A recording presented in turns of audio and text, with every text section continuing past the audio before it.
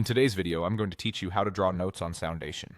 By the end, you'll know exactly how to lay down melodies, chords, and rhythms using the note editor, with clear control over pitch, timing, length, and dynamics.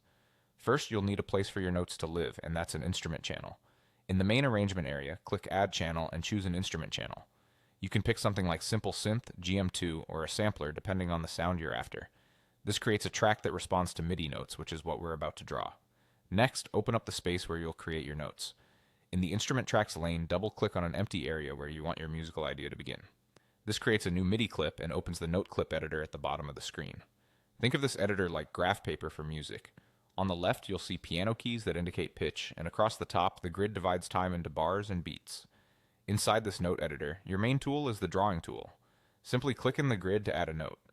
It's very similar to a pencil tool in other digital audio workstations. If a note lands in the wrong place, don't worry, you can always move or resize it. When you draw a note, its vertical position sets the pitch. Notes placed higher on the grid play higher pitches. Notes lower down play deeper ones. The horizontal position sets when the note will play. Click to add a note where you want it, then drag it around to reposition it. Moving it up or down changes the pitch. Left or right changes the timing. For precise tweaks, you can use your keyboard's arrow keys to nudge notes without accidentally grabbing the wrong spot. To shape the feel and groove, adjust each note's length. Hover over the left or right edge of a note and drag to shorten or extend it. Short notes are snappier and more percussive. Longer notes sustain and can blend nicely into chords. You can even line up multiple notes vertically to build harmonies. Finally, control how strongly each note is played by editing velocity.